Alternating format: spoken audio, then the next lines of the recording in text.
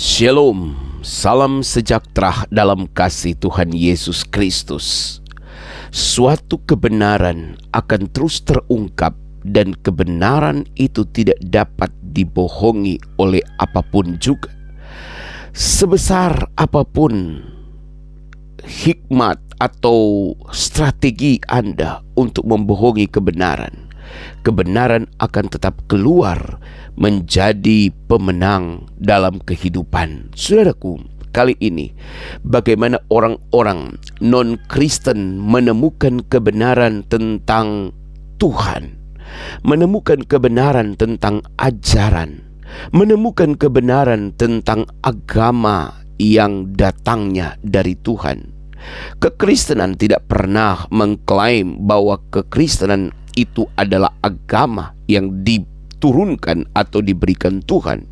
Tetapi kekristenan adalah sebuah perilaku, gaya hidup, tatanan hidup, norma-norma kehidupan. Orang yang mengikut Yesus disebut sebagai seorang Kristen. Namun kami tidak pernah mengklaim bahwa kekristenan itu berasal dari Allah atau diturunkan, diberikan oleh Allah. Nah, saudara-saudaraku, kebenaran di dalam kehidupan kekristenan itulah yang mempertemukan kita dengan Tuhan yang benar, surga yang benar. Nah, bagaimana orang-orang suku Sunda ya dari Jakarta, penduduk asli Jakarta ini, mereka menemukan kebenaran tentang siapa Tuhan yang benar. Kita ikuti kesaksian berikut ini. Selamat menyaksikan. Kasih Tuhan. Shalom, saudara-saudaraku yang dikasihi Tuhan Yesus yang sedang menonton acara ini. Perkenalkan, nama saya Lis Lestari Laksmi. Saya lahir di Jakarta. Orang tua saya dari Jawa Barat. Bapak saya lahir di Cianjur. Ibu saya lahir di Bandung, di sebuah desa. Jadi kami adalah suku Sunda. Waktu kecil, dari kecil saya tidak ada yang membimbing di dalam hal beragama. Ya, memang biasa anak dekat dengan ibu, ya ibu selalu mengajarkan ngaji atau apa. Pas juga saya pernah di sekolah juga saya dapat pelajaran tulisan bahasa Arab, tapi saya udah lupa. Saya cuma ingat sedikit sekali karena sudah lama. Jadi kalau saya mengikut Tuhan itu, saya tinggal di dekat sekolah yang Kristen. Jadi saya disekolahkan di sekolah Kristen, walaupun ada sekolah lainnya di sekitar rumah saya. Dan itulah yang saya selalu bersyukur bahwa bisa mengartikan bahwa ada firman yang mengatakan, aku yang memilih engkau, bukan engkau yang memilih aku. Kalau kita sudah dipilih Tuhan, tentunya Tuhan terus membukakan jalannya. Jadi ketika ayah saya tuh 2 kali menikah, istri pertamanya juga orang Sunda, juga beragama Islam, meninggal ketika melahirkan anak keempatnya, lalu menikah lagi dengan ibu saya, yang juga orang Sunda dan beragama Islam. Jadi yang saya tahu ya di dalam masa kecil saya ya agama di keluarga saya ya itu gitu. Lalu saya belajar agama Kristen itu dari sekolah tentunya. Entah kenapa juga pelajaran agama saya selalu dapat nilai tinggi. Sehingga guru agama saya juga sangat sayang sama saya. Waktu usia saya kira-kira kayaknya nggak sampai lebih dari 10 tahun ya, masih kecil. Ada seorang kakak saya pada hari tertentu, kalau nggak salah hari Kamis ya.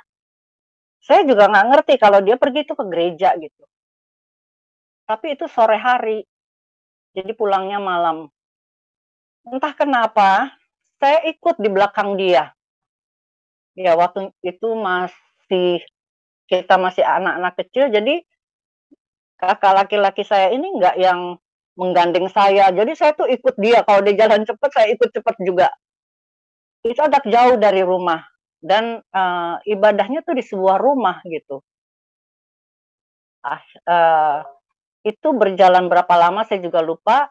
Nah, itu awal yang saya ikut-ikut ibadah. Nggak ada yang melarang juga sih, gitu ya. Terus berjalannya waktu, saya sempat sekolah waktu saya SMA, saya di Semea Kristen. Setiap akhir pekan itu hari Jumat, selalu ada kebaktian gabungan. Nah, ketika kita, guru agama kami bilang, nanti firman Tuhan akan disampaikan oleh bapak siapa, terus doa penutup, selalu memang seringnya saya. Jadi anak-anak di kelas itu udah kalau gurunya bilang, nanti doa penutup akan dibawakan oleh yang teman-teman saya semua udah pada teriak, "Lis!" gitu ya. Jadi, ya itulah, perjalanan kerohanian saya. Saya terus terus terus, semakin dewasa, saya bergereja, tapi ya sekedar ke gereja gitu ya, hari Minggu ke gereja, pulang ya udah gitu. Kayaknya udah menjalankan, apa namanya, kewajiban gitu ya. Terus, saya juga ke gereja itu cukup aktif, tapi belum belum baca Alkitab gitu, belum. Berdoa selalu setiap hari saya berdoa.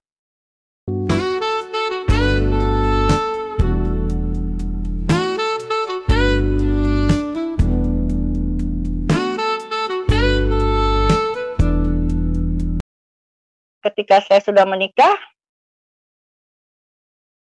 ya tetap dengan teman-teman saya,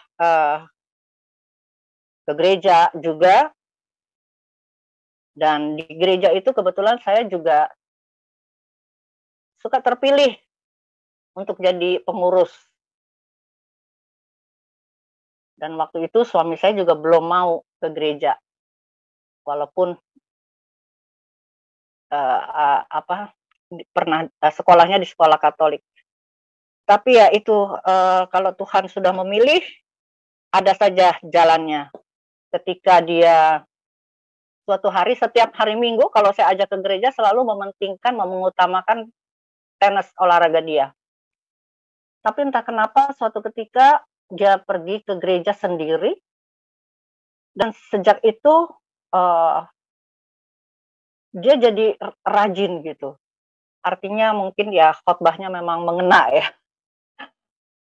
Jadi, setelah saya terus menjalani kehidupan kerohanian saya seperti itu, lama-lama saya juga semakin ke sini semakin, setelah membaca-baca firman, setelah saya belajar, saya makin tahu, ajaran-ajaran, eee, firman Tuhan untuk kehidupan kita sehari-hari. Kebaikan Tuhan itu selalu ada.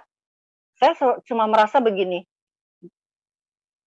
apapun yang Tuhan berikan, kita gunakan.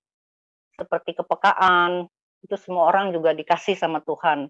Itu hamba-hamba Tuhan yang mengajarkan. Jadi seperti kita, kepekaan itu kita latih terus, kita tingkatkan, sehingga kita tuh, bisa mendengar apa yang Tuhan mau. Pernah juga saya di suatu doa malam, saya tuh dapat penglihatan ada Yesus gitu ya di tengah-tengah ruangan di sebuah rumah, teman kita gitu. Terus kok warnanya keemasan. Nah, waktu doa malam itu kita break dulu, saya bilang sama yang punya rumah, "Pak," namanya "Pak Hengki, saya dapat penglihatan tapi kok Tuhan Yesus duduk di kursi raja gitu, di kayak tahta kerajaan gitu ya, tapi kok semuanya keemasan," saya bilang. Terus selagi saya bercerita begitu, ada satu, jemaat juga menghampiri. Dia juga menceritakan hal seperti itu, melihat yang keemasan. Ya udah Bulis nanti, bersaksi ya," katanya. Begitu selesai istirahat, kita mulai lagi, itu udah di atas tengah malam lah. Baru kita duduk, ada satu laki-laki, Pak Andre itu maju, dia bersaksi. Ceritanya juga sama, artinya, gambaran Yesus yang dia lihat juga keemasan. Artinya, itu ada konfirmasi ya, kalau kalau penglihatan itu kan harus diuji juga. Jadi ada konfirmasi 3 orang sampai yang punya rumah, Pak Hengki bilang, "Itu Bulis, udah 3," katanya. Ya udah, jadi artinya, beberapa kali saya dapat penglihatan begitu. Pernah di satu, apa ya namanya, komsel, ada yang bilang juga, care cell atau sel grup lah ya, di tengah minggu. Waktu itu rutin kita ada, saya ikut di rumah, jemaat. Hamba Tuhannya memperdengarkan begini, dia perdengarkan sebuah lagu penyembahan, kita semua disuruh mendengarkan, berdiam. Begitu lagunya selesai, beliau tanya, "Siapa yang mendapatkan sesuatu?" Saya kalau dapat sesuatu tuh saya nggak langsung, eee, sampaikan, karena saya tunggu konfirmasi dulu, karena kan di Alkitab juga ada ayatnya, "Ujilah roh." Saya masih tanya, "Tuhan, ini benar nggak sih dari Tuhan?" Gitu kan. Tiba-tiba, ada yang bertanya kan, ada tanya jawab lah dari jemaat lain. Udah, hamba Tuhan ini menjawab pertanyaan-pertanyaan itu, lalu setelah selesai, akhirnya saya juga angkat tangan, saya bicara, saya bilang, "Pak, tadi saya melihat, Tuhan Yesus di sebelah sana." Saya bilang, "Emang di sudut gitu sebelah kiri." Dan hamba Tuhan ini menyelesaikan setiap kalimat saya. Dia bilang, "Iya, di sana." Dia begini, iya. Dia apa, menyendengkan telinganya, diselesaikan lagi oleh hamba Tuhan itu. Saya gambarkan posisinya, yang saya lihat Yesus di waktu itu, iya, Tuhan sedang menyendengkan telinganya. Tapi Pak, jubahnya bukan putih, seperti iya, silver. Jadi itulah, saya, dapat dapat penglihatan seperti itu beberapa kali, dan saya juga jika saya mendoakan seseorang, saya sebut namanya, kadang ada satu kata, umpamanya saya bertemu dengan orang tersebut di suatu ibadah, kalau saya belum sampaikan itu terus ada di pikiran saya. Akhirnya saya ketemu lagi di ibadah berikutnya di komsel, saya bilang, "Ibu, kenapa ya saya kok diperlihatkan wajah ibu terus ini?" Gitu. Terus pas lagi ngobrol-ngobrol, suaminya menghampiri. Terus saya bilang, "Kok ada kata-kata ini ya, Bu?" Terus suaminya bilang, "Iya bener, kok Ibu tahu?" katanya. "Iya, itu suara Roh Kudus," saya bilang. Jadi itu sih yang saya alami ya dengan, Tuhan. Ya banyak hal lain lagi, terus ada kata-kata, ya ada beberapa kali juga yang seperti itu ya. Dan tapi tetap selalu ada konfirmasi. Umpamanya kita lagi di menara doa, saya dapat penglihatan apa, saya tidak langsung utarakan karena saya tunggu dulu ini suara Tuhan bukan gitu ya. Ternyata ada 2 teman saya memberi kesaksian yang sama gitu. Itu beberapa kali yang saya alami dengan Tuhan. Ya, saya terus belajar dan belajar. Saya puji Tuhan, saya punya kerinduan, saya punya roh yang menyala-nyala. Itu pun saya dengar dari orang lain ketika saya bicara dengan seorang hamba Tuhan, ada anak muda yang di belakang saya, memang saya juga udah cukup akrab. Saya dulu juga belum ngerti apa sih itu gitu ya. Dia bilang, tante rohnya menyala-nyala katanya. Saya tuh belum ngerti waktu itu apa ya gitu ya. Terus saya juga bersyukur kalau saya tuh punya rasa haus dan lapar. Jadi saya ingin belajar terus. Karena apa? Karena saya nggak pernah, saya baru menyelesaikan bacaan Alkitab itu ya berapa tahun lah ya kira-kira, baru, bukan dari sejak saya muda gitu. Jadi saya suka mengingatkan kepada anak-anak muda, ayo, karena apa? Kalau kita sudah tahu firman, pengajaran, pasti kita akan menjauhkan dosa.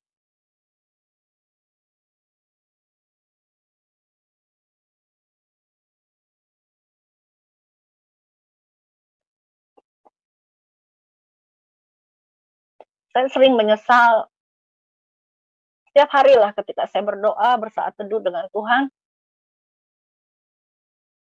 Saya bilang, kalau saya tahu dulu, saya nggak melakukan dosa-dosa itu.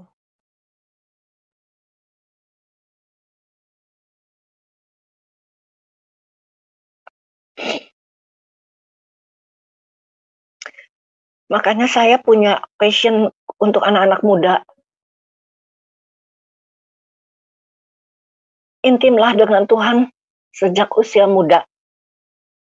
Sampai saya bilang begini, agar dosa-dosa yang saya lakukan dulu tidak kalian lakukan gitu.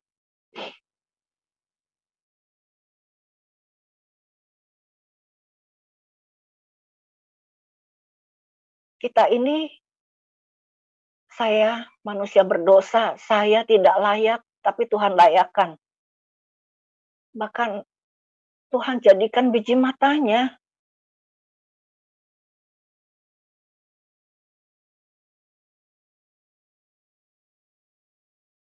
Ya, sekarang saya belajar terus setiap hari, dengar pengajaran-pengajaran yang begitu luar biasa melalui media sosial ini. Aduh, saya tuh bisa terus berkali-kali. Kalau ada yang mengenai apa gitu ya, ya saya banyak belajar dari Pak Bambang Nursena. Saya belajar dari saudara-saudara yang sudah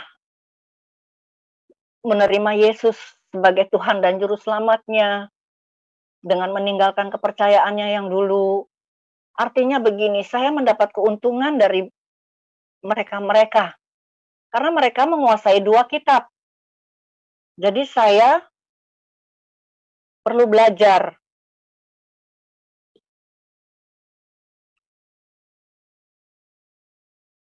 Kalau saya nonton kesaksian, yaitu kerinduan saya itu, saya ingin saudara-saudara saya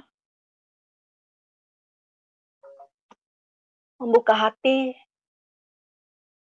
mau belajar mengenal akan Tuhan, karena masih banyak yang belum. Saya kalau mendoakan mereka, itu tiba-tiba air mata saya tuh mengalir begitu derasnya.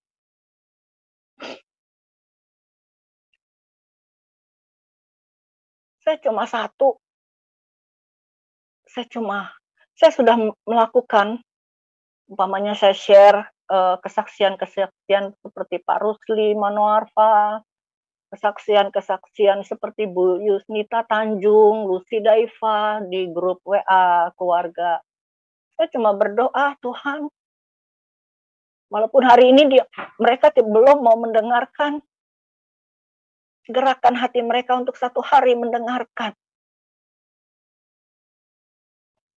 Kalau saya mendoakan mereka, saudara-saudara, sahabat, siapapun,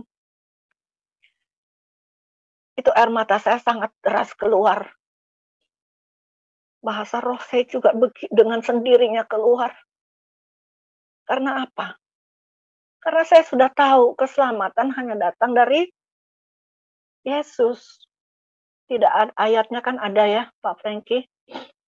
Iya. Tidak ada yang bisa sampai ke Bapa kalau tidak melalui aku. Saya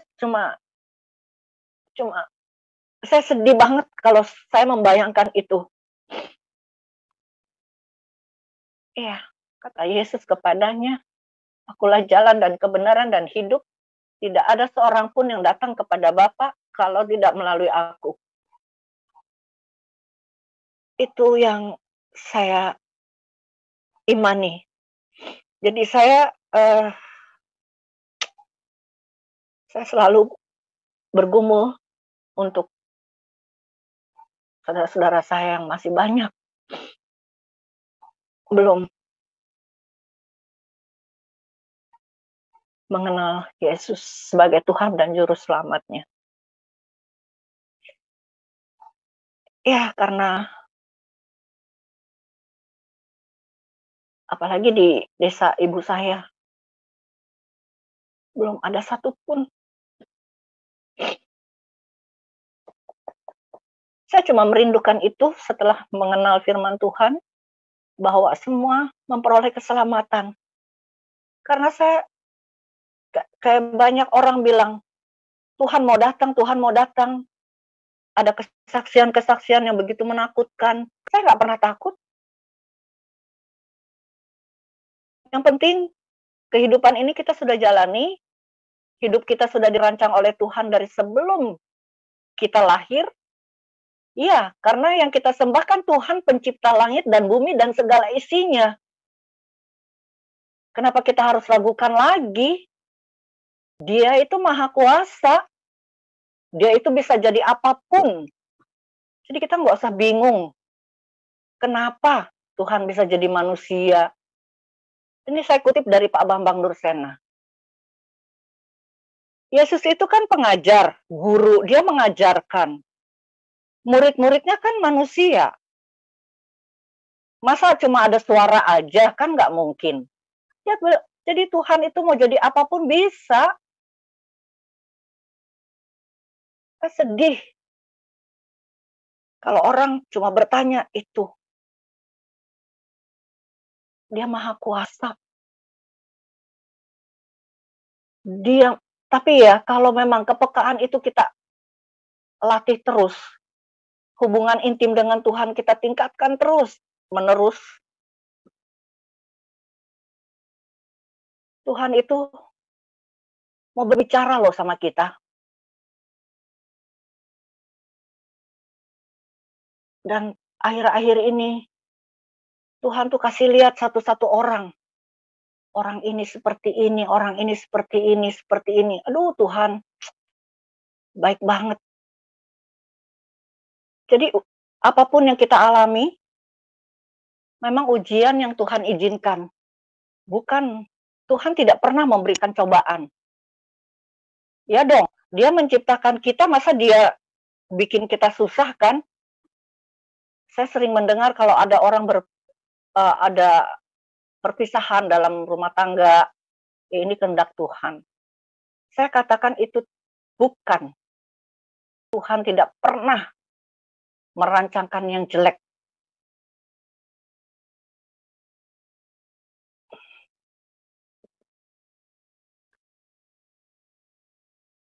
Jadi, saya selalu belajar setiap hari.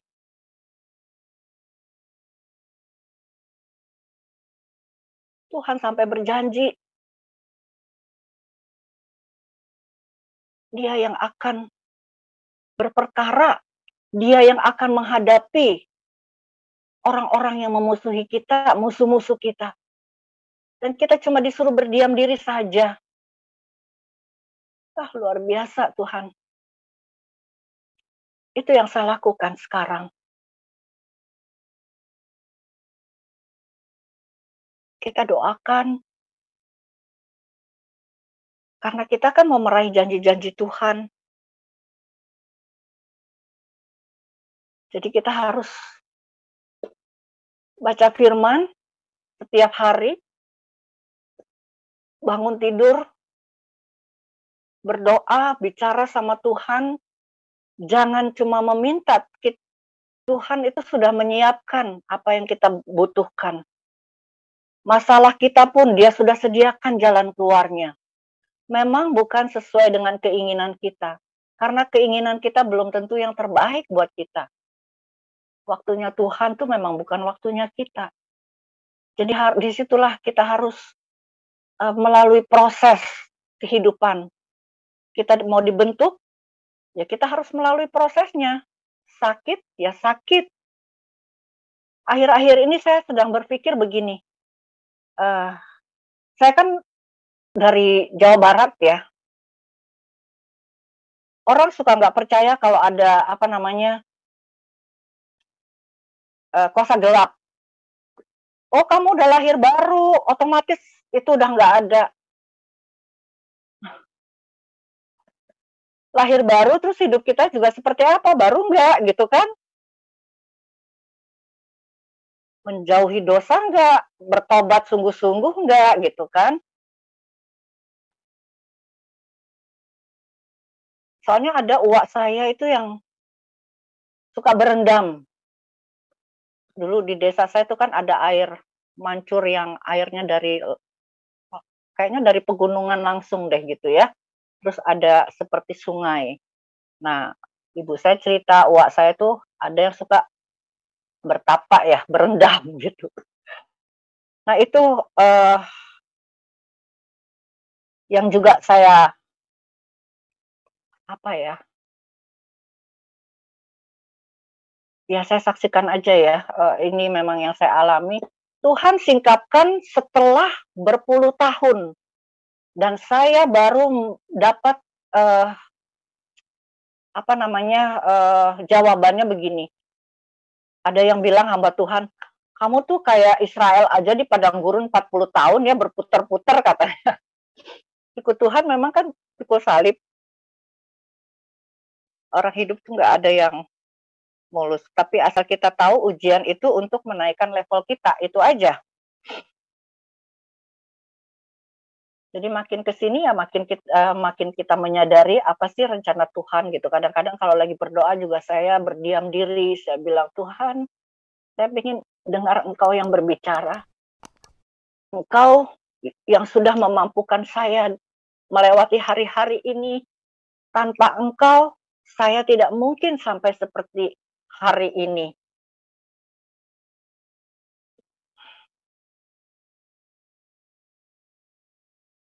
Tuhan selalu memberikan kekuatan, kemampuan. Anak saya sampai pernah bilang, Mama, Tuhan tuh sayang banget sama Mama.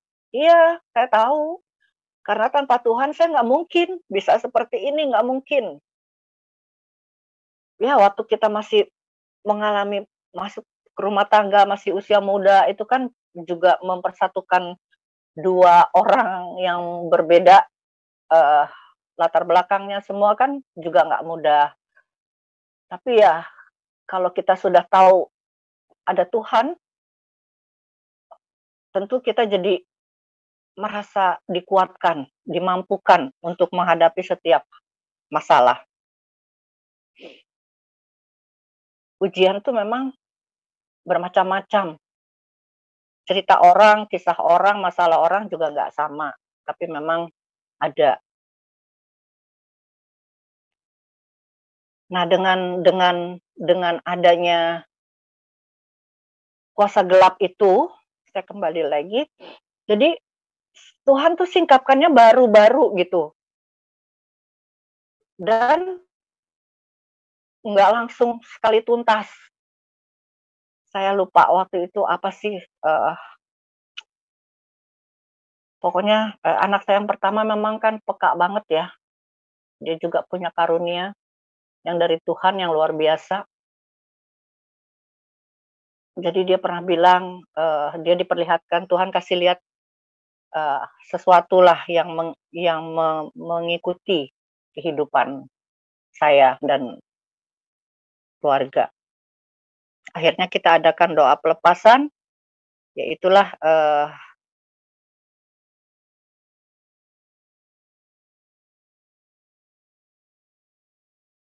kita selesai,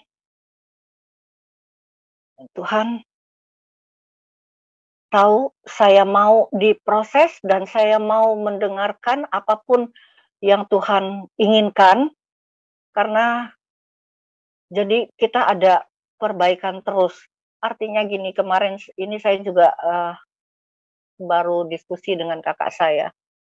Kenapa sekian lama Tuhan baru singkapkan? Artinya gini, saya juga mendapat jawaban bahwa kita memang dipersiapkan untuk melayani. Saya dapat konfirmasi juga dari kakak saya, dan kalau kita mengalami, kita tentunya bisa melayani lebih lebih, tepat, lebih baik. Puji Tuhan juga saya pernah apa namanya, dinubuatkan ya, Pak Franky. Iya. Jadi, ketika saya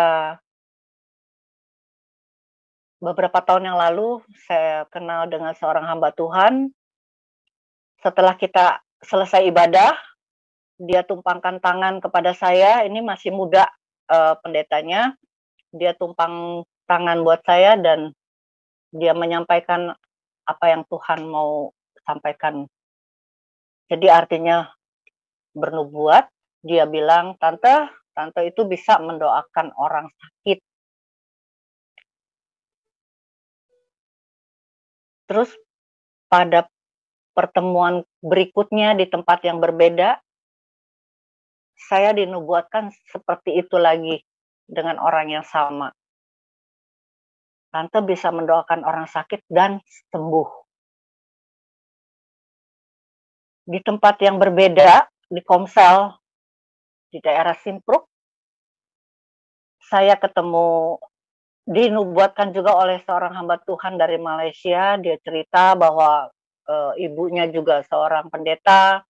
Jadi artinya saya tahu kehidupan rohani mereka ya. Dan setelah ibadah selesai, satu-satu memang kalau ada yang mau Tuhan sampaikan, tentunya dia tumpangkan tangan. Dia tumpangkan tangan juga ke saya.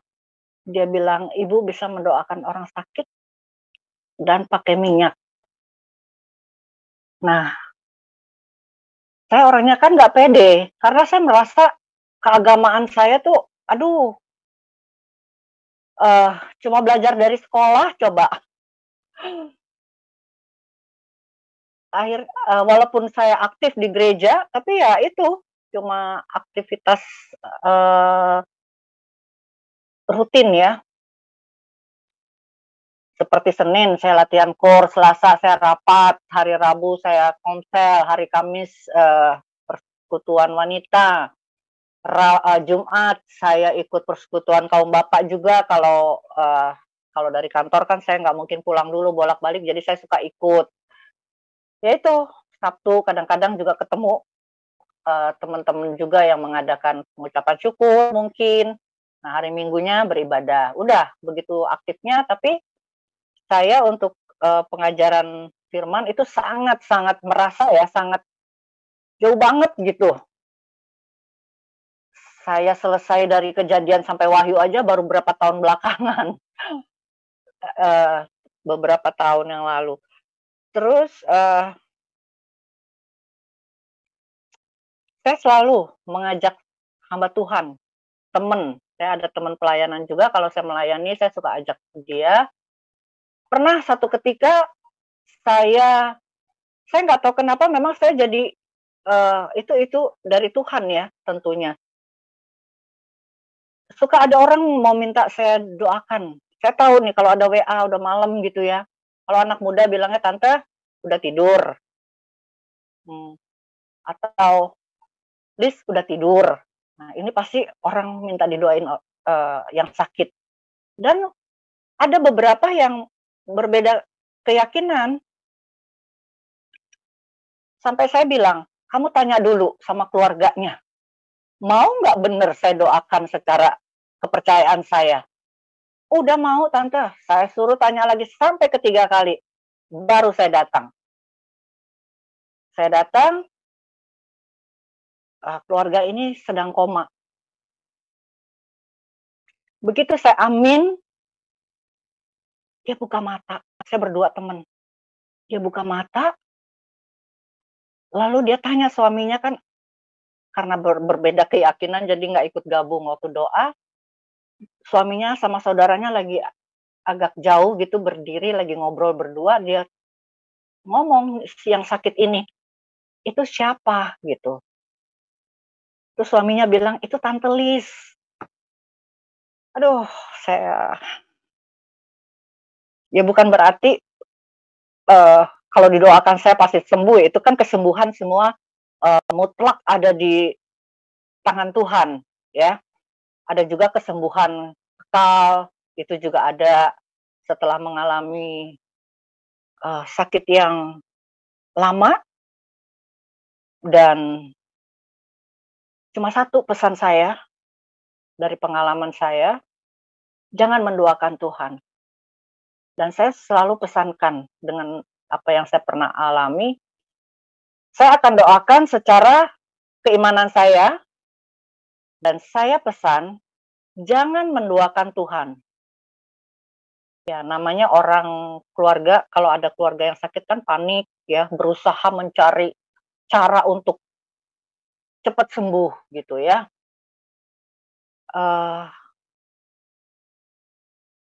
Tuhan tuh nggak pernah lalai. Tuhan tuh mendengar setiap doa-doa kita. Cuma jawabannya mungkin tidak sesuai dengan harapan kita. Karena Tuhan yang tahu yang terbaik buat kita. Waktu COVID, saya juga kena dari anak saya. Dia bekerja, dia ngantor, dia rajin olahraga. Waktu itu sepeda lagi ininya ya, basket. Ketika selesai mungkin ngobrol pasti lepas masker. Pertama dia dulu yang kena. Lalu saya ternyata juga, papahnya juga ternyata kena.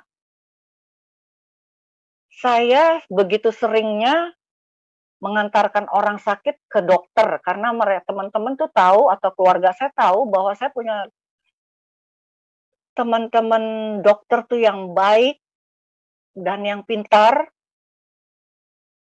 dan yang takut Tuhan. Kan banyak pasien yang dikomersilkan, tetapi ini tidak. Baik dan pintar dan takut Tuhan. Jadi mereka tahu saya tuh nggak cuma mendoakan, saya mengantarkan. Tapi saya sukacita gitu, itu kalau dari Tuhan ya. Karunia yang dari Tuhan, kita setiap anak-anak Tuhan tuh dikasihkan karunia talenta. Tinggal kitanya mau nggak, saya suka bilang sama suami saya, tinggal kita mau nggak gitu dipakai Tuhan. Kalau kita mau, itu pasti dimampukan. Banyak sekali yang saya alami. Saya melakukan ini kok bisa, saya jadi IO, saya sukses, saya bisa bikin expo, dan itu luar biasa suksesnya. Terus saya bekerja di bidang advertising, teman-teman minta bantu, saya duduk di situ di kantornya. Saya satu-satunya dari 5 perusahaan advertising konsorsium, 5 perusahaan, saya ya satu-satunya yang dapat, proyek dan nilainya besar. Saya sampai suka bingung gitu, saya ini apa sih ya, background saya di advertising nggak ada, saya cuma teman saya minta, "Tolong Mbak, aku buka perusahaan ini, konsorsium 5 perusahaan, bantu ya." Saya bantu. Ada lagi lah beberapa gitu. Terus, eee, saya bilang sama suami saya suka cerita, "Kalau kita mau, pasti dimampukan sama Tuhan." Itu. Jadi kalau seperti saya waktu, sorry saya jadi, apa, ceritanya berbeda. Saya waktu kena sakit Covid, saya tukang mengantar orang ke dokter. Aduh banyak deh, saudara juga gitu ya, kayaknya lebih jadi nyaman gitu kalau saya menemani. Saya telepon dokter sekalipun tidak. Padahal saya paling sering telepon dokter teman-teman saya itu untuk orang lain, gitu. Saya tanyakan, kalau sakitnya begini gimana atau gitu ya. Tapi ketika saya sakit Covid, eee, yang waktu awal ya, itu saya berdiam diri, bukan saya menikmati ya penyakitnya. Saya belum nggak bisa makan, pokoknya saya minum vitamin yang ada, nggak seperti orang panik, beli ini, beli itu. Ada saudara-saudara suami juga yang kirim-kirim obat, apa gitu ya. Saya cuma minum vitamin yang ada, yang anak-anak beli, eee, saya tinggal sama suami saya di rumah berdua, anak saya, dia ke apartemen sama temennya, terus ke dokter ke dokter tidak, bahkan telepon pun tidak. Saya cuma tenang, percaya sama Tuhan, itu aja. Saya punya tabib di atas segala tabib, saya punya bilur-bilur Yesus yang menyembuhkan segala penyakit, dan itu saya sangat tenang. Karena apa? Saya sebagai pengurus di lingkungan saya tinggal, pengurus RT, jadi saya malah masih mengurus orang-orang yang terdampak. Saya yang mengkoordinir makanannya, eee, para tetangga gitu ya, hari ini siapa yang pagi, siapa yang, apa, sumbang makanan ini, dan siang malam saya masih masih mengurus itu melalui handphone. Dan masih ada yang telepon, "Lis, tolong dong doain, si ini tuh Covid-nya udah sebulan kalau nggak salah ya, udah sebulan loh belum sembuh," katanya, "belum negatif." Ya mereka nggak tahu kalau saya juga lagi sakit. Itu, akhirnya saya juga disembuhkan, pernah juga saya demam berdarah, saya tidak ke dokter juga. Saya cuma panggil orang lab setiap pagi untuk ambil darah saya, cek trombosit. Saya cuma waktu itu masih SMS, jadi saya SMS teman saya yang internis, aduh dokter Yongki ini dokter yang baik banget. Dia melayani setiap telepon.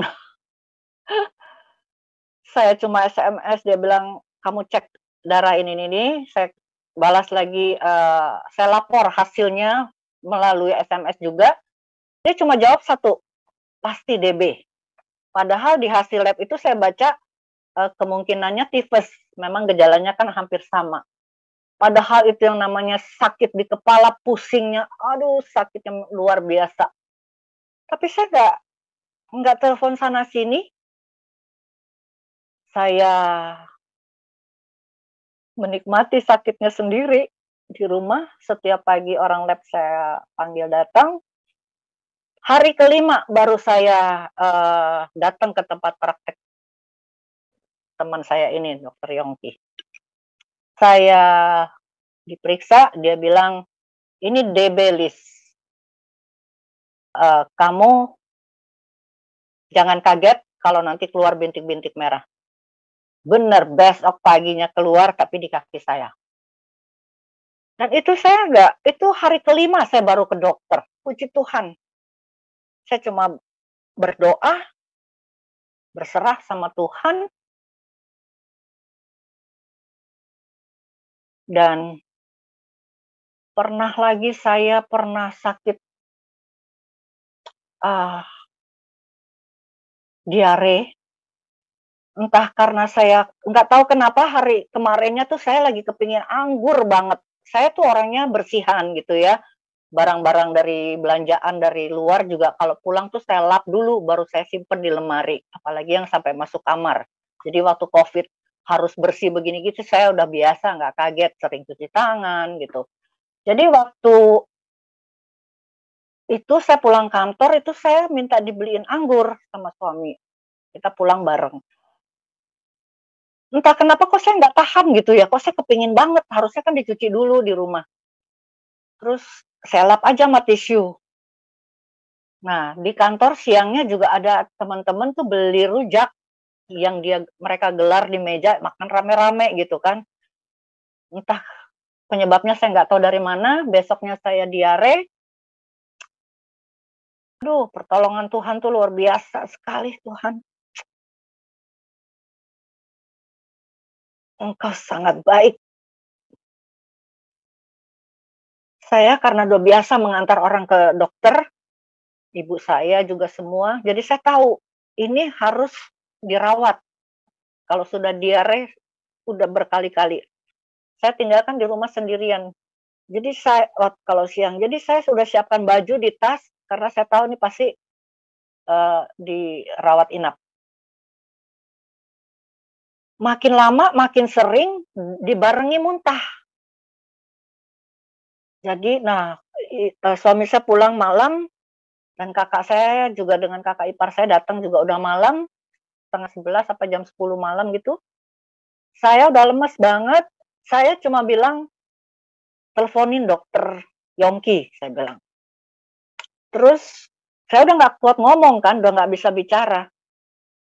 Terus dikasih resep, 3 macam, saya minum, setengah jam kemudian saya udah bisa bicara, saya telepon.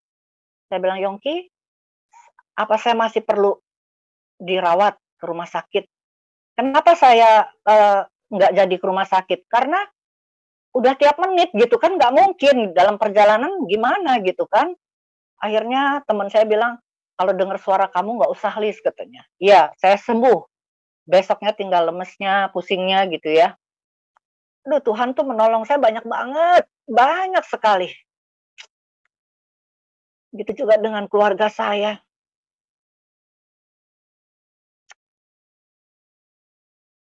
Saya sampai bilang, "Tuhan," lagi berdoa, "dengan apa aku balas kebaikan-Mu?"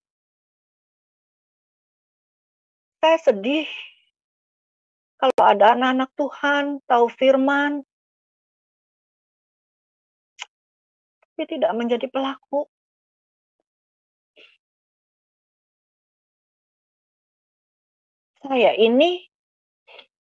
Saya sekali lagi bilang, kalau saya tahu firman dari sejak dulu, saya sampai, aduh, apa ya saya melakukan dosa-dosa itu?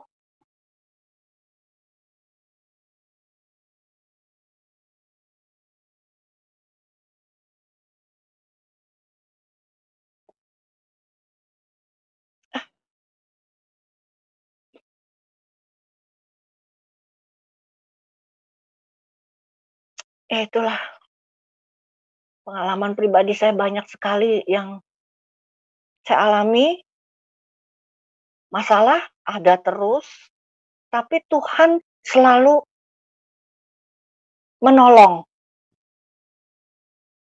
Covid yang lagi, aduh yang banyak banget orang meninggal yang karena ketakutan, itu membuat kita takut. Itu membuat saya kok bisa ya, saya tidak telepon dokter pun tidak. Saudara-saudara saya pun tidak ada yang tahu. Jadi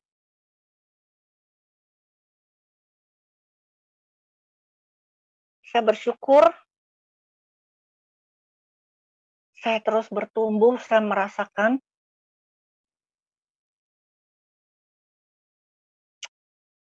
saya bersyukur mempunyai rasa haus dan lapar, roh saya yang menyala-nyala,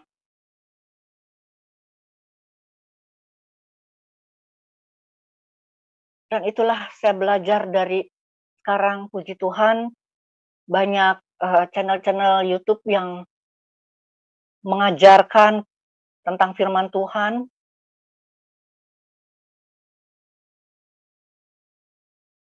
Secara khusus saya belajar dari orang yang pindah dari keyakinan yang dulu, pindah ke percaya Yesus. Itu yang tadi saya bilang, saya nggak suka menyebut mereka dengan kata-kata murtadin. Saya dulu juga pernah dibilang, "Kalau gitu kamu murtad dong," katanya. Enggak tuh perasaan, karena mungkin saya nggak pernah mengucapkan ya. Jadi, saya belajar dari beliau-beliau ini 2 kitab sekaligus. Itu dari Pak Rusli, Pak siapa, Pak Lalu.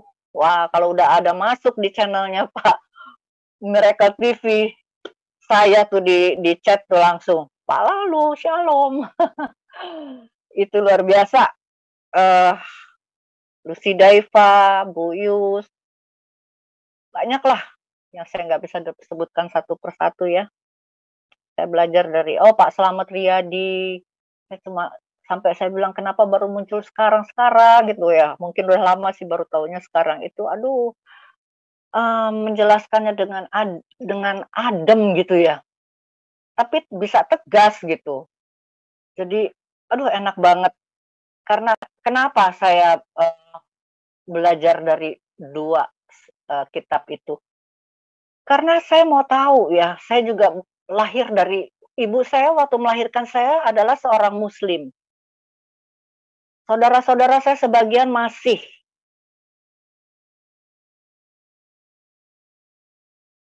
Islam.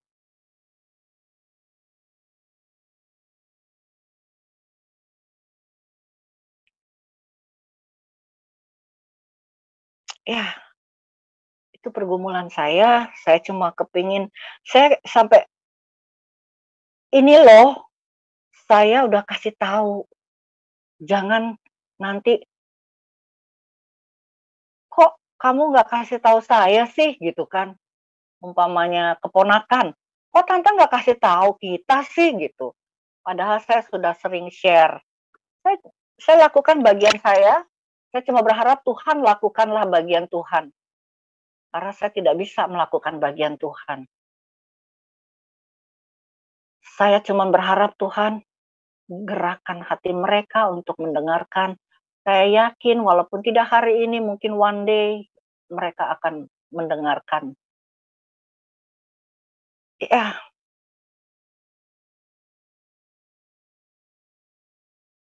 saya itu mengalami lagi perjumpaan dengan Tuhan. Kenapa saya sampai iman saya jadi terus bertambah-tambah. Saya dulu sekali ketika saya masih muda, anak saya yang pertama itu kan saya, artinya masih usia saya muda ya, ketika saya punya anak pertama. Sangat-sangat enggak ya baca Alkitab tuh mungkin cuma di gereja lah, seperti yang tadi saya cerita.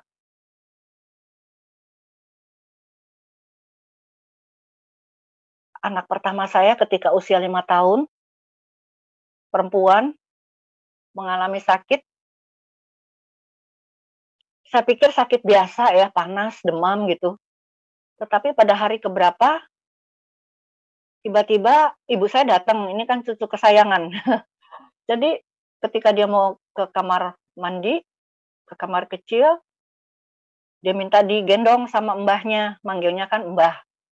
Karena, cucu pertamanya tuh dari Jawa, bapaknya, jadi manggil ke ibu saya mbah. Jadi cucu-cucu berikutnya semua kebanyakan mbah. "Mbah, mbahnya datang, terus saya pikir manja gitu, mau minta digandeng ke kamar mandi. Ibu saya berteriak, "Lis, ini anak udah nggak bisa jalan."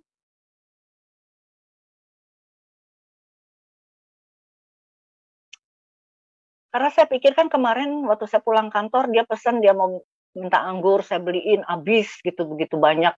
Dia makan sendiri, kalau orang sakit kan pasti nggak nafsu makan, saya pikir ya. Tapi kok habis? Jadi saya kaget, saya langsung bilang suami saya, "Kamu itulah kalau kita aktifkan Roh Kudus yang ada di dalam diri kita, Roh Kudus akan mengingatkan kita terus." Kalau saya nggak mungkin bisa berpikir begini ke suami saya, "Kamu kan," dia bahasa Inggrisnya lancar, "jadi kamu pakai bahasa Inggris." Supaya anak saya nggak ngerti, saya nggak mau mentalnya jadi down gitu ya, dengar penyakitnya, yang mungkin serius. Jadi saya waktu itu pergi ke profesor anak, saya bilang, "Kamu ngomong bahasa Inggris ya?" Saya bilang. Terus, eee, dia bikin surat pengantar, akhirnya saya, bawa anak saya dirawat di Carolus, dan ketika kami menunggu dokter memeriksa, tiba-tiba keluarlah anak saya setelah selesai diperiksa awal dengan begitu banyak selang-selang. Mungkin setelah saya tahu bahwa itu mungkin untuk ngecek paru-paru, jantung, apa gitu ya.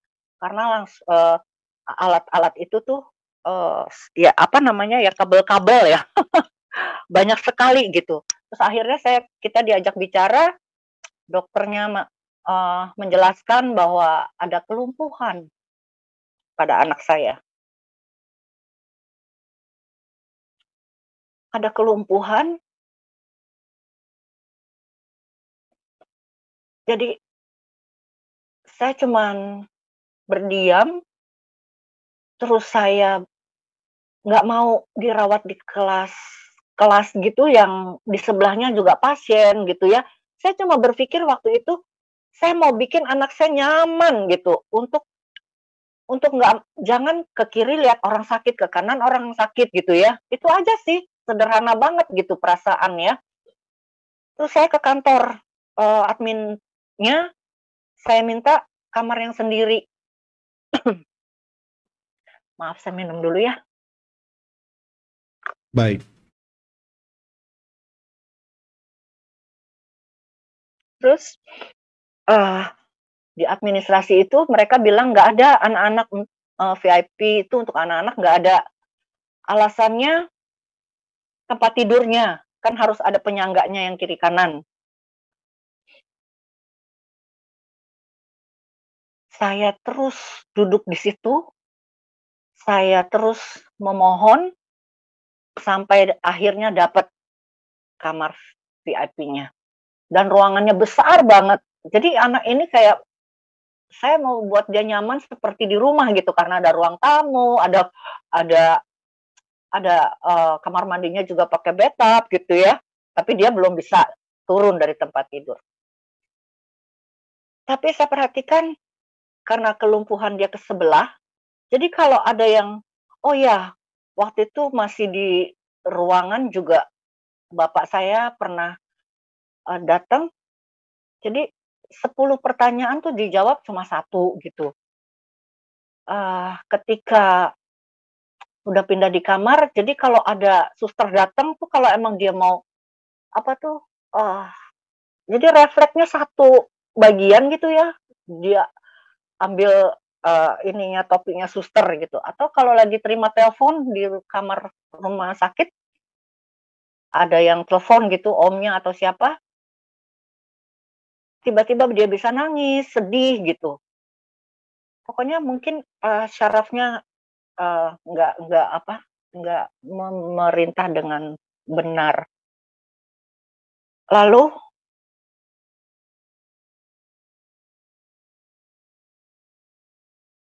Terus berhari-hari setelah 2 minggu, Profesor, Patmo yang menangani ahli bedah syaraf, dia belum menemukan, penyebab sakitnya. Tapi, jadi akhirnya saya minta pulang. Waktu itu udah mau Natal.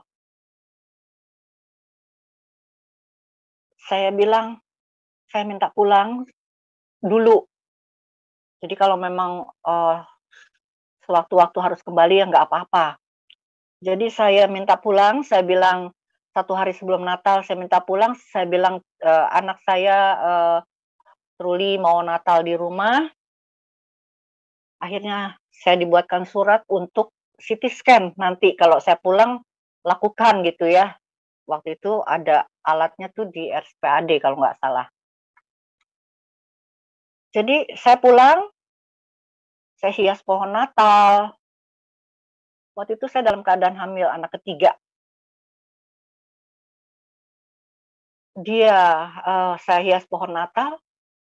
Ketika saya sedang merapikan pohon Natal 1 hari sesudah Natal, besoknya dia mulai berjalan lagi. Bapak Ibu dan saudara yang dikasih Tuhan, ini ajaib.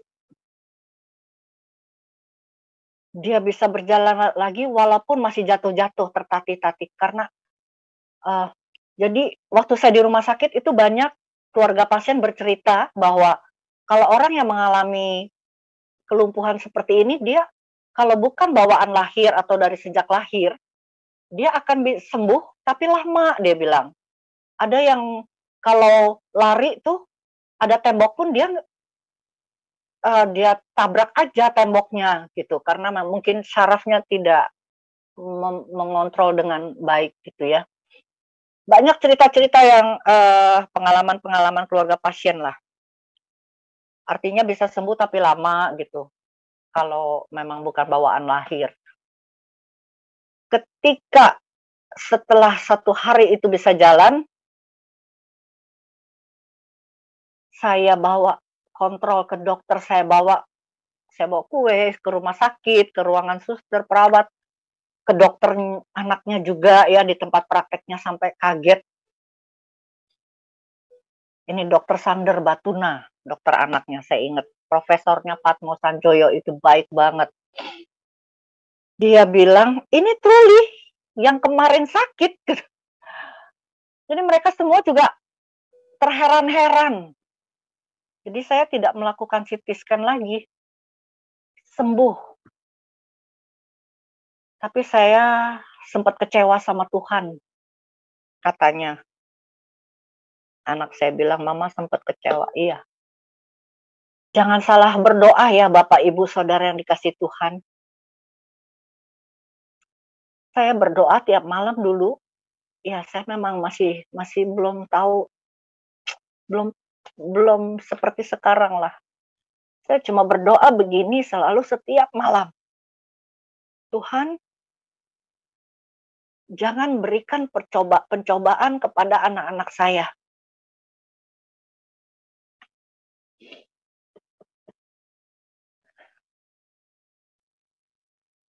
Kalau Tuhan mau kasih cobaan, berikanlah kepada saya.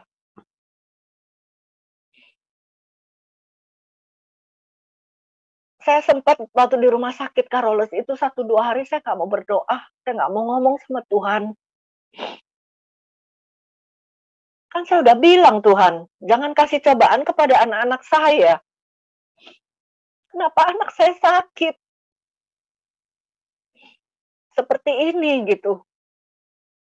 Anak yang lagi lincah-lincahnya. Dan Bapak Ibu Saudara yang dikasih Tuhan perlu tahu anak-anak saya tuh penari dulu ya. Yang 2, yang 1 dan kedua. Saya bilang begitu sama Tuhan. Tuhan, kok doa saya jadi seperti ini gitu kan? Tapi ternyata setelah saya tahu, mengerti bahwa itu ujiannya buat saya. Artinya kalau kita kuncinya cuma satu, kalau kita taat, setia, percaya,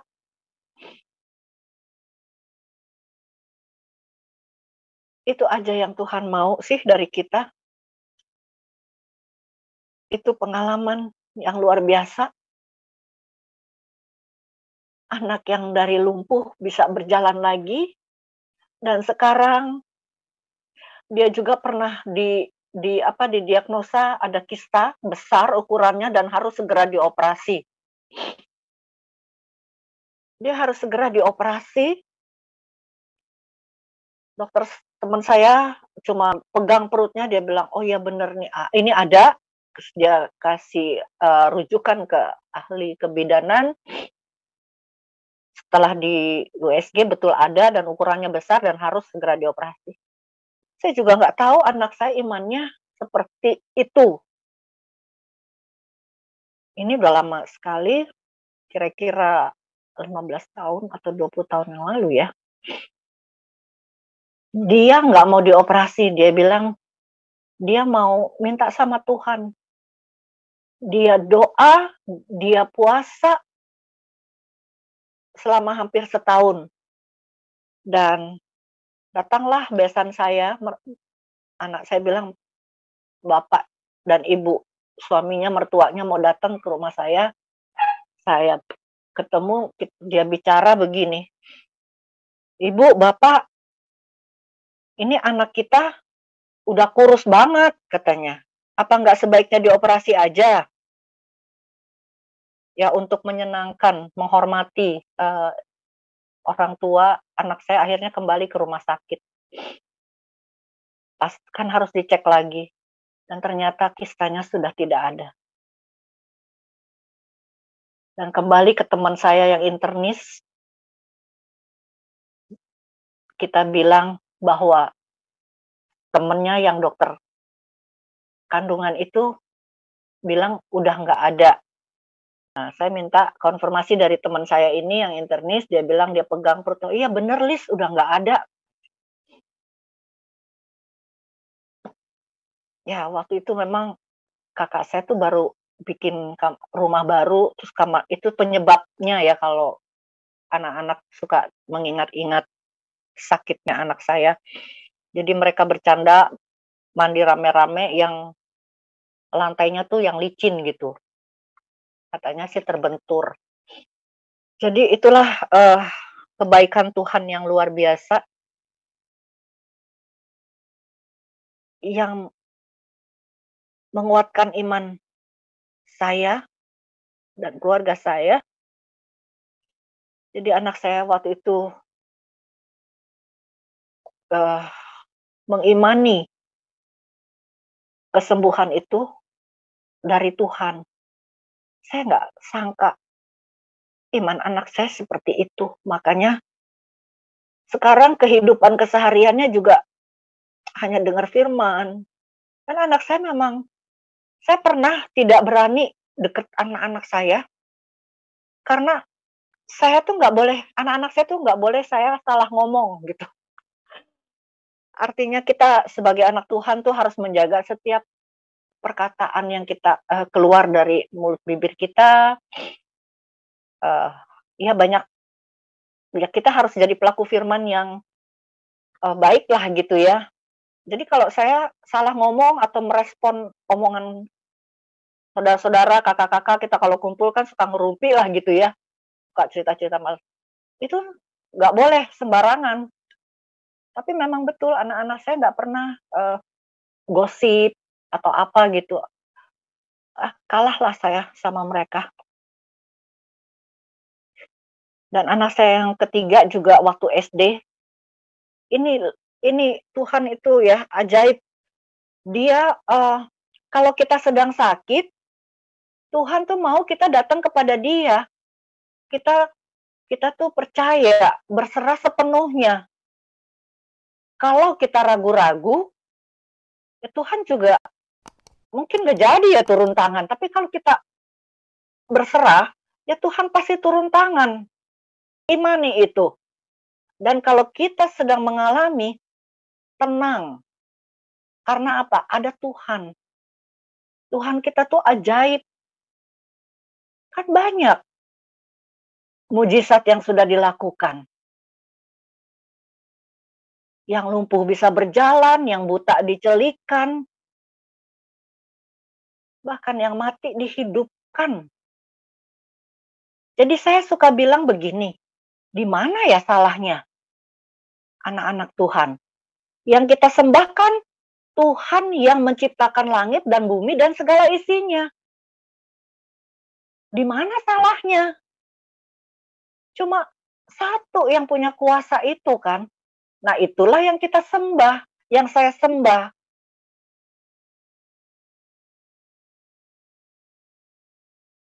Oh, ampuni saya Tuhan. Masih sering mendukakan Engkau Tuhan.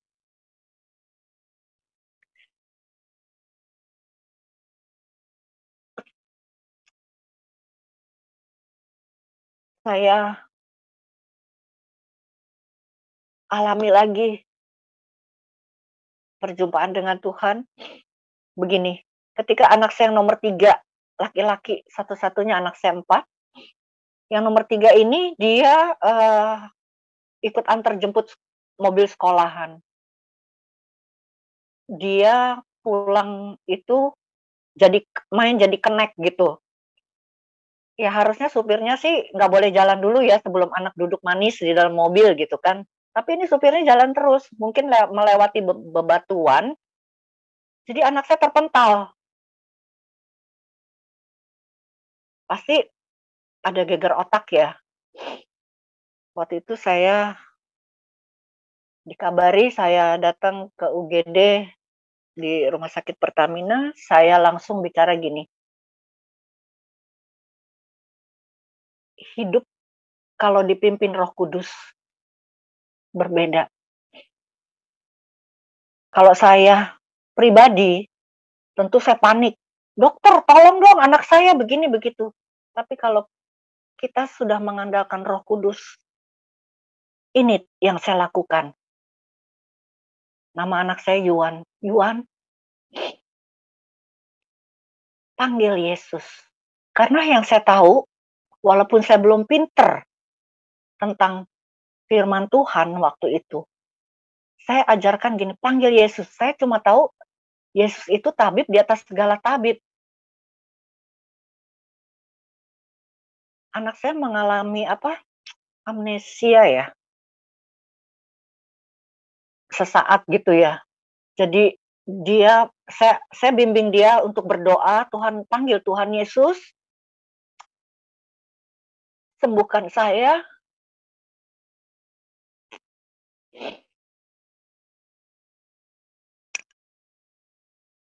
Dengan keterbatasan saya mengenai Tuhan.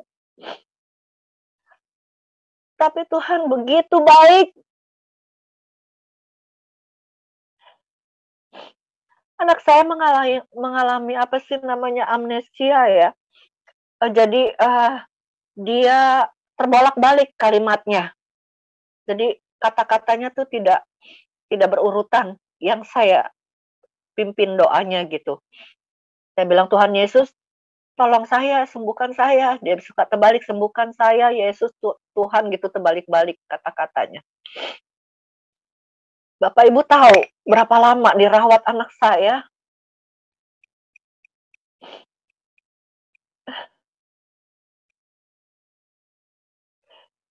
Pada hari keempat saya tanya dokternya, "Dok, anak saya kapan boleh pulang?"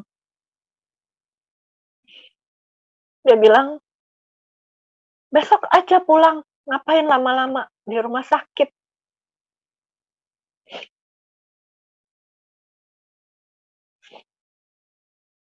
Anak saya sembuh, Bapak Ibu. Dan anak saya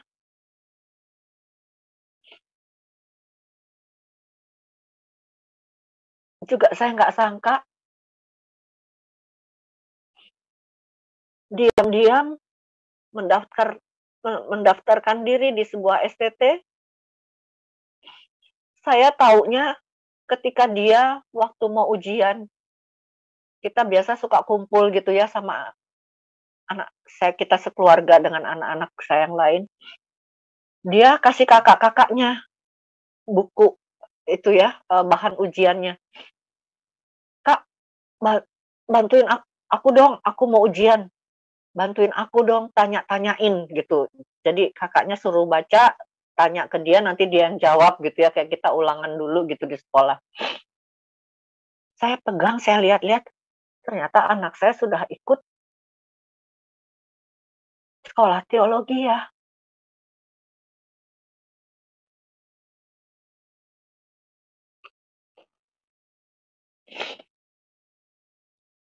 Itu yang saya nggak sangka-sangka. Anak-anak saya modelnya ya seperti itu, mereka nggak akan ngomong dulu kalau belum ada bukti gitu. Nggak kayak mamanya suka bawel, "Mama nih suka ini nih," gitu. Kalau anak-anak saya enggak. Jadi itu pun tiba-tiba mau ada ini, apa namanya, eee, sibuk bikin skripsi karena belum ada onsite, jadi masih online gitu sampai subuh-subuh dia belajar sama temen-temennya. Saya sampai nggak bisa ngomong apa-apa selain mengucapkan, "Tuhan, Engkau ajaib banget, kok bisa?"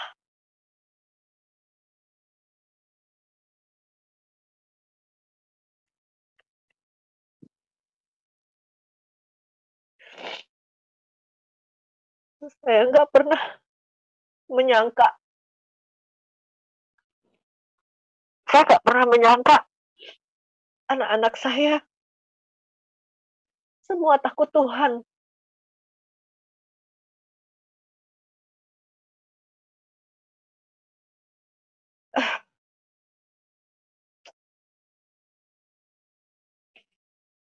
Banyak hal-hal besar juga yang Tuhan lakukan. As Asal itu masalah besar kita pernah hadapi, cuma kita berdiam diri, andalkan Tuhan. Itu pertolongan Tuhan itu ajaib.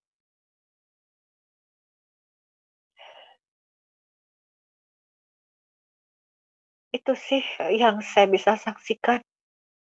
Anak saya yang nomor 2 juga sudah pelayanan dan dia juga bertumbuh, berbuah. Bertumbuh, berbuah itu bukan untuk keluar dulu, dari dirinya sendiri saya memperhatikan, dari bicaranya. Dulu juga dia pernah di Amerika sekian tahun, yang mungkin karena udara, cuaca ya, jadi suka minum, tapi dia bisa lepaskan total. Bicaranya juga, ah, Tuhan sangat baik. Jadi anak saya yang pertama udah sembuh, sudah normal kembali, imannya juga semakin bertumbuh-tumbuh, karunia yang Tuhan berikan juga sangat luar biasa. Kalau saya berpikir kehidupan saya, keluarga saya, aduh, kok Tuhan begitu luar biasa ya, baik kepada keluarga saya gitu.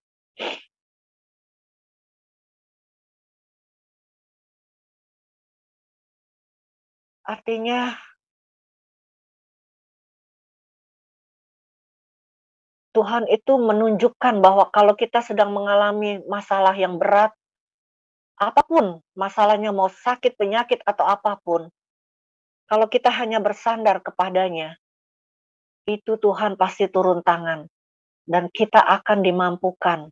Dan Tuhan mau menunjukkan karyanya yang besar, persoalan besar, lebih besar lagi, karya Tuhan juga lebih besar lagi gitu di dalam pertolongannya.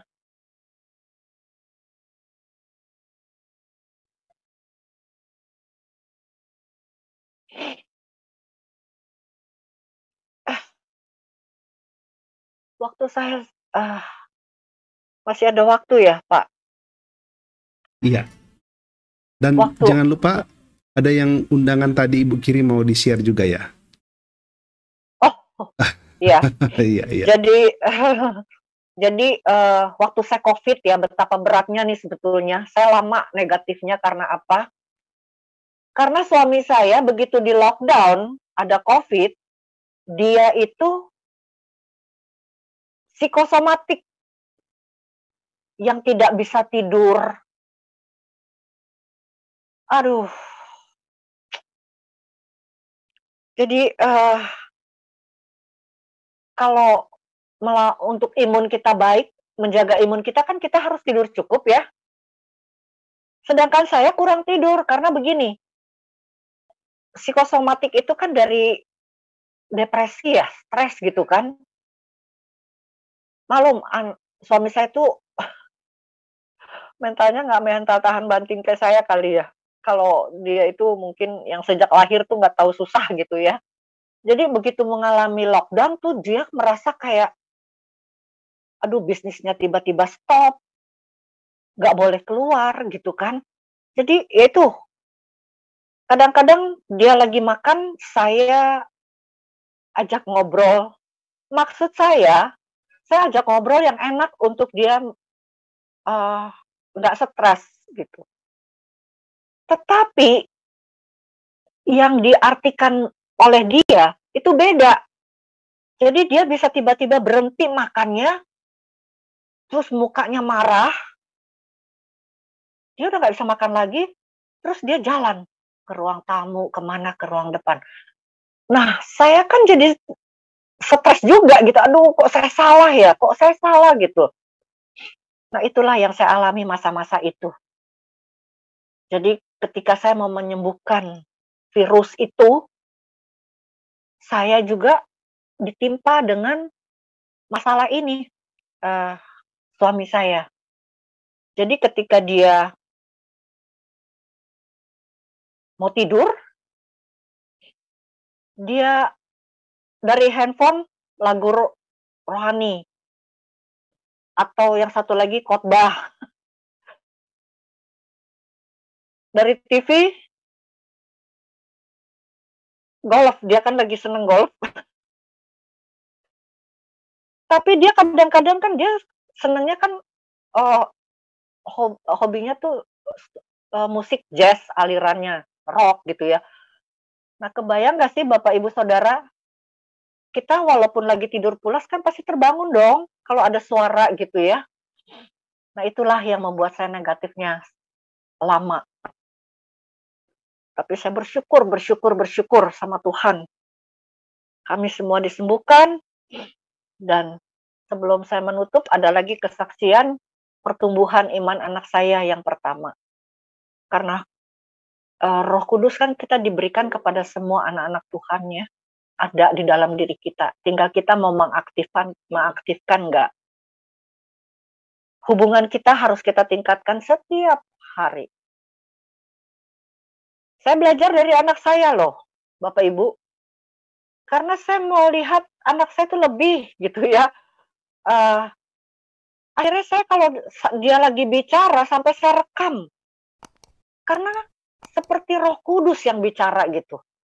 Ya pantas karena anak saya memang hidupnya yang apa ya, yang takut Tuhan lah itu aja deh.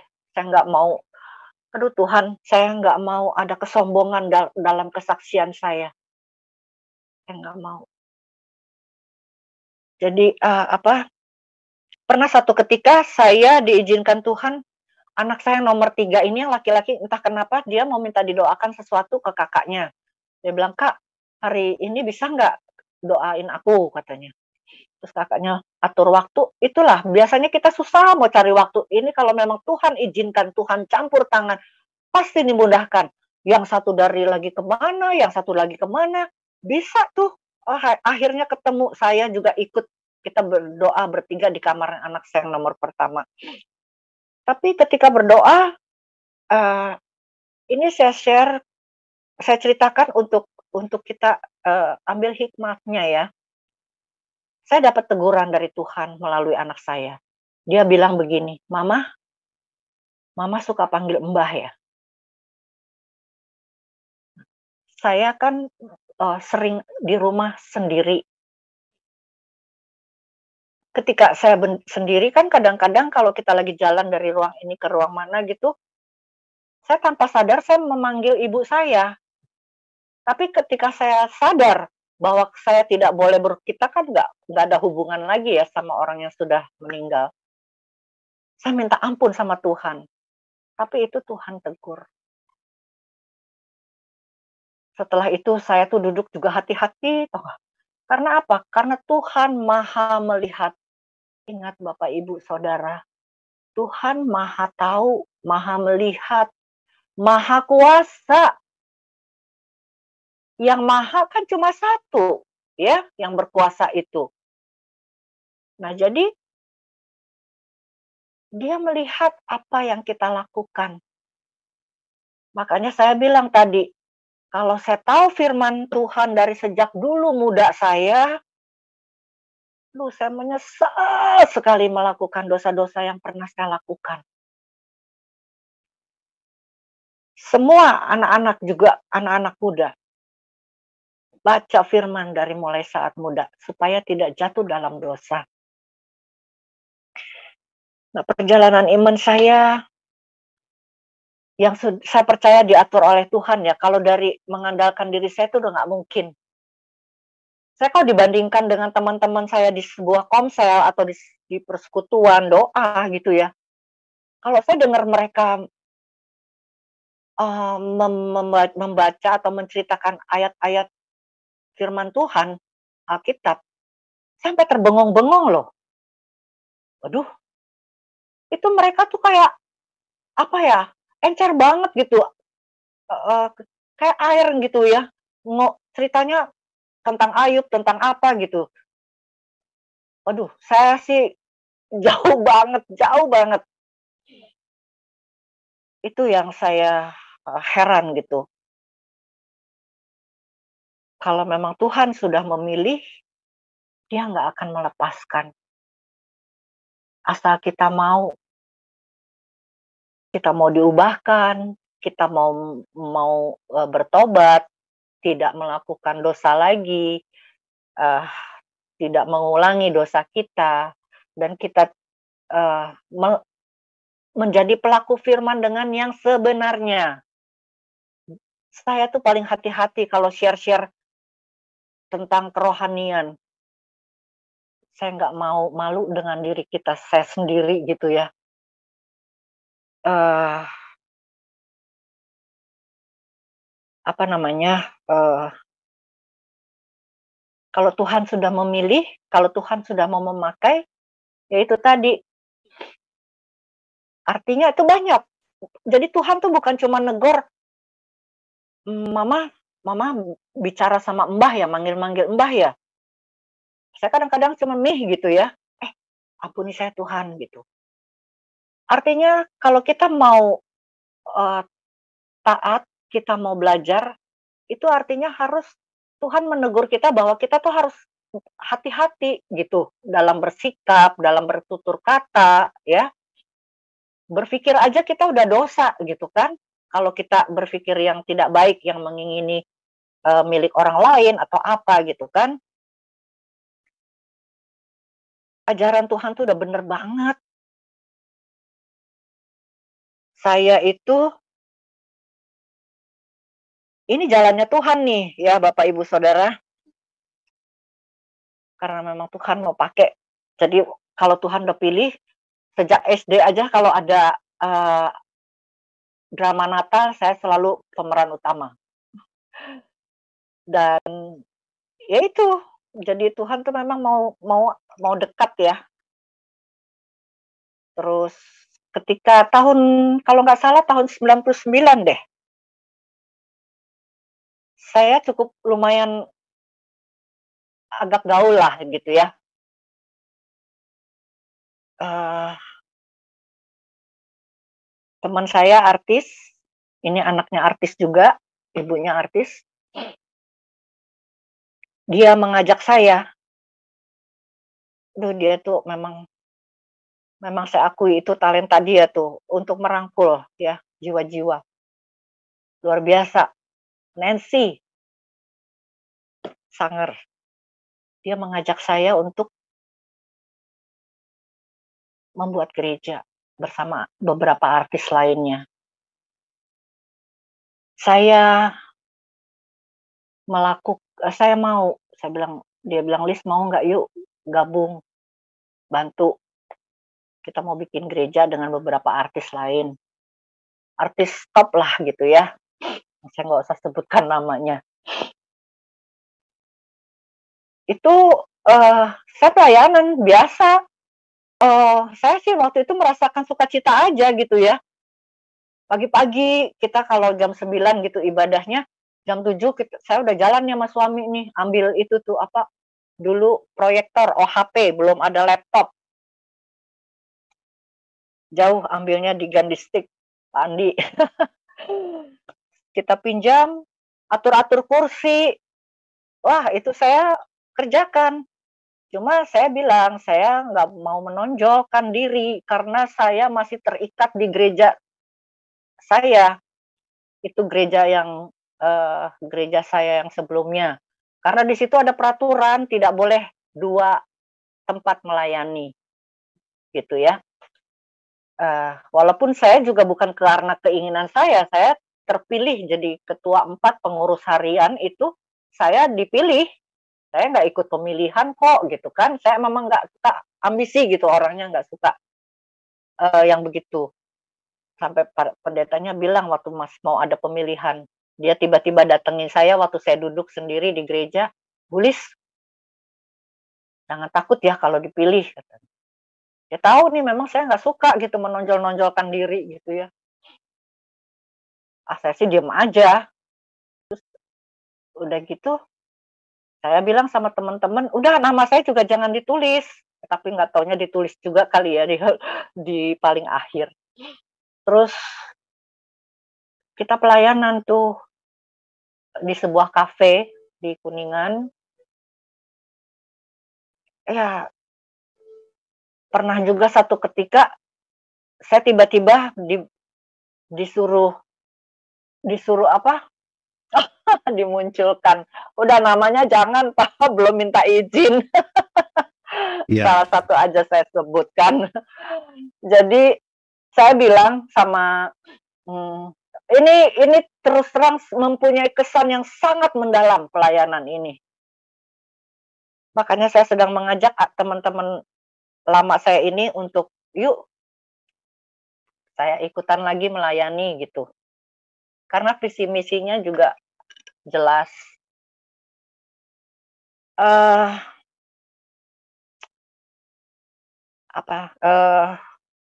Itulah jadi saya tiba-tiba di satu hari Minggu, saya tiba-tiba dibilang gini sama teman saya Nancy, "Lis, ini guru sekolah minggunya nggak datang. Kamu ya," katanya, "yang ngajar." Coba Bapak Ibu bayangkan, saya yang nggak pernah sekolah minggu, aduh, saya harus mengajar gitu. Saya betul-betul, tapi memang itu pimpinan Roh Kudus. Aduh, anak artisnya nih top banget, anaknya juga top banget. Kalau saya sebut namanya ntar kalau ketemu saya mau ingetin, "Kamu inget nggak dulu saya ngajar kamu sekolah minggu?" Jadi, coba saya ngajar, padahal saya nggak pernah satu kali pun masuk ke kelas sekolah minggu. Tapi nggak tahu ya, Tuhan pakai teman saya untuk saya ditunjuk. Padahal kan ada yang lain yang pinter-pinter, yang udah ikut, apa namanya, eee, sekolah Alkitab di gereja besar juga lah gitu ya.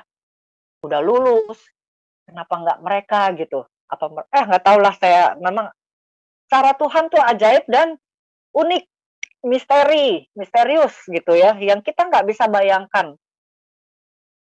Kok bisa? Tapi puji Tuhan, kayaknya udah 1 jam ya Pak Pak Pak Franky. 1,5 jam, Bu.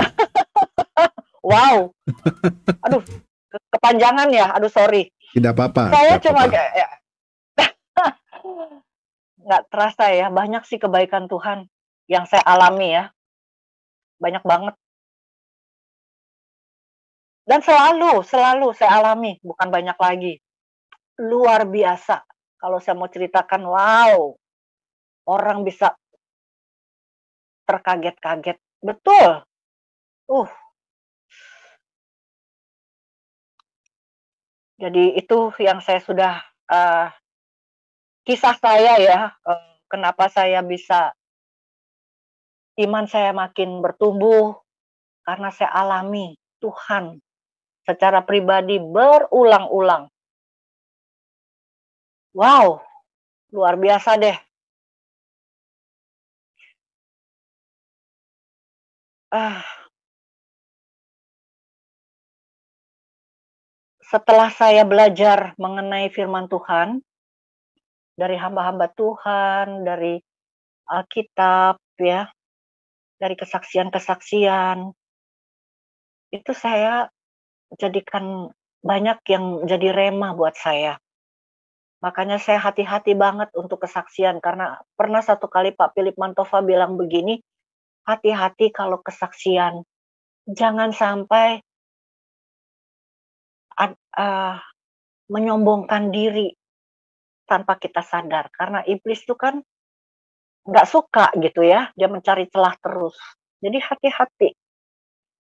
Ya itulah, saya sekarang ini menjadi anak Tuhan, yang saya rasakan hidup bersama Tuhan itu ada damai sejahtera, ada kekuatan pasti Tuhan berikan. Yang kita nggak mampu, pasti dimampukan. Saya ini nggak ada pengalaman banyak dalam pekerjaan. Saya bisa bikin expo yang begitu suksesnya. Orang yang hari ini jual makanan 7.500 besok bisa 15.000. Itu sukses luar biasa. Saya menangani WO juga, undangan dari di hotel berbintang 5, panitia yang segitu banyaknya dari keluarga, undangan di atas 1.000, sampai hari ini nggak pernah saya dengar, eee, hal-hal yang negatif tentang acara itu. Jadi saya bilang, saya cerita sama suami, sama anak-anak, kalau kita dikasih talenta sama Tuhan, asalkan kita mau, pasti dimampukan. Kalau saya, ya nggak mungkin gitu. Ada sahabat saya anaknya 3 perempuan semua. Itu dari lamaran, dari terima lamaran, semua itu dia percayakan ke saya. Aduh, kok Tuhan tuh memampukan. Jadi kalau kita mau, Tuhan akan tambah-tambahkan. Saya juga suka bingung sendiri, kok saya bisa ya? Kok saya bisa ya? Gitu. Waktu bikin expo itu, orang-orang itu, tim itu mengakui yang bisa kerja saya. Saya itu harus presentasi ke sponsor, harus yang jual booth, ya aduh, banyak hal yang saya tuh yang Tuhan mampukan, betul. Luar biasa kalau saya sih rasanya, wow, nggak mungkin kayak saya bisa mengajar sekolah minggu. Saya duduk di kelas sekolah minggu pun nggak pernah Bapak Ibu. Wow, ajaib deh Tuhan, betul. Ya pokoknya sekarang saya sedang, ah, mempraktekkan Galatia 5 ayat 22 dan 23. Ya, sebagai anak Tuhan harus lemah lembut, kasih. Ya ada beberapa hamba Tuhan yang dekat sama saya juga bilang, "Ya puji Tuhan, saya punya hati yang berbelas kasihan." Dan orang lain yang yang tahu ya, saya juga sedang mempraktekkan penguasaan diri itu nggak mudah memang. Saya dari keluarga yang, apa ya, kalau ngomong tuh ya nggak yang nggak lemah lembut banget sih gitu. Tapi nggak tahu di sekolah saya dulu pernah dibilang putri Solo sih. Tapi perasaan kita tuh kalau ini, kalau bahasa ininya tuh ceplas-ceplos gitu ya. Jadi saya lagi belajar untuk penguasaan diri. Bukan belajar aja, itu berjuang karena susah memang. Tanpa kita sadar, kita melukai hati orang-orang di sekitar kita ya. Dari perkataan kita, dari sikap. Nah, itu yang saya belajar terus memperbaiki. Saya juga bilang sama anak-anak, saya minta maaf sebagai seorang ibu, mungkin bukan ibu, apa, seorang ibu yang kalian, eee, angankan gitu ya. Tapi memang saya bilang, jadi ibu tidak ada sekolahnya. Tetapi kalau menurut kalian itu saya nggak baik, nggak benar, tapi itu kan menurut kalian, gitu. Tapi di hati saya enggak loh, saya nggak bermaksud. Jadi itulah cara menyampaikan ya, saya belajar terus, ah, penguasaan diri, ya buah-buah roh lah. Kalau menurut saya harus menguasai itu sebagai anak Tuhan.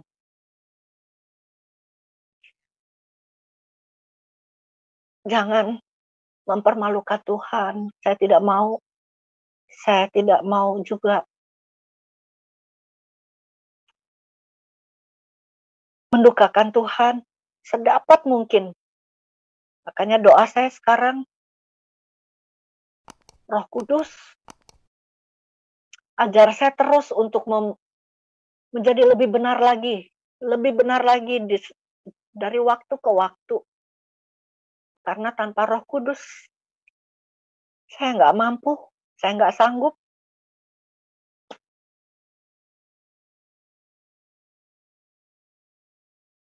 Ah,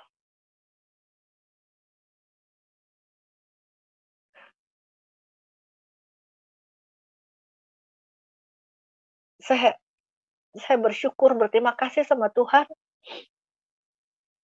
anak-anak saya selalu menguatkan saya, menjadi contoh buat saya, karena menurut saya mereka lebih bisa mempraktekkan firman daripada saya.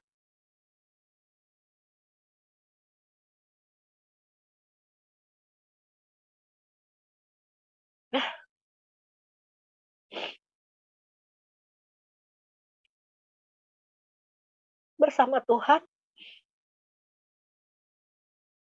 ada keselamatan. Itu yang saya dapat sekarang ini. Setelah mengerti firman Tuhan, ajarannya,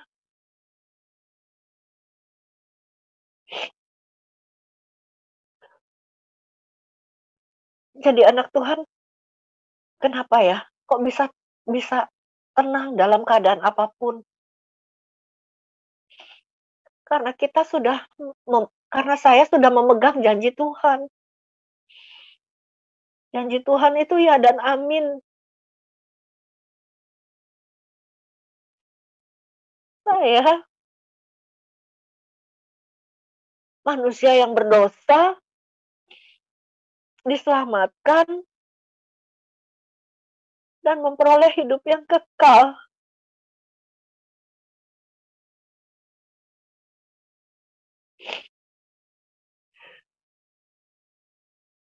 Jadi saya suka sedih kalau orang yang belum menemukan jalan yang lurus,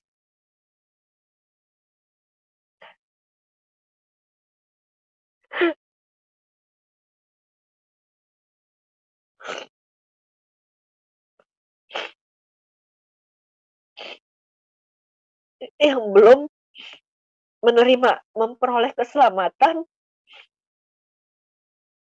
itu yang selalu membuat saya menangis.